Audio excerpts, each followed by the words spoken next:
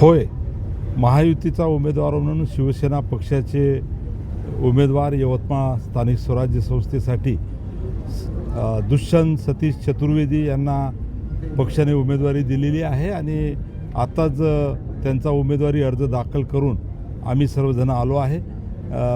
मला विश्वास आहे की महायुतीचे जे काही मतं आहे इथे यवतमाळ जिल्ह्यामध्ये तर मोठ्या फरकाने हा महायुतीचा उमेदवार दुष्यंत सतीश चतुर्वेदी हा विजयी होईल.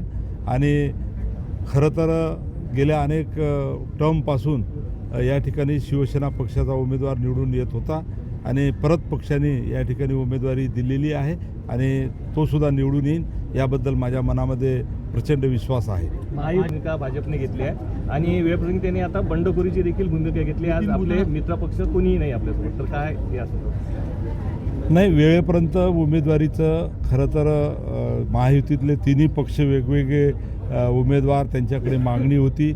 भारतीय जनता पार्टी यांचं उमेदवारी ही दिल्लीवरून ठरली गेली.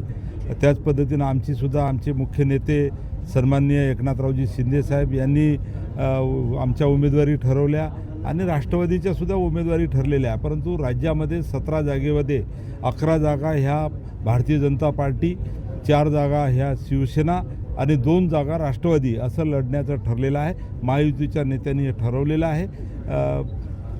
गैरसमज काही असेल तर थोड्या दिवसानंतर या सर्व गोष्टी चित्र स्पष्ट होईल. भाजप राष्ट्रवादीची आता मनधरणी कशा पद्धतीने आपण करणार आहे? आपण कोणालाही मनधरणी करावं लागणार नाही, कारण महायुतीतले आम्ही तिन्ही पक्ष अतिशय मनाने घट्ट आहोत. उमेदवारी मागण्यापर्यंत किंवा उमेदवारी आम्हाला मिळाली पाहिजे अशा पद्धतीची भूमिका सर्वच पक्ष वटवत असतात. परंतु एकदा पक्ष नेतृत्वानं उमेदवारी दिल्यानंतर महायुतीचा उमेदवार आम्हाला सर्वांना विजयी करायचा असतो आणि आज राज्यामध्ये 17च्या 17 सीटा ह्या महायुतीच्याच विजयी होतील हा सुद्धा मी विश्वास आपल्या सर्वांना देतो. 17च्या 17 जागा महायुतीच्या महाराष्ट्रामध्ये निवडून येतील आणि यवतमाळची जागासुद्धा 100% यामध्ये आहेच.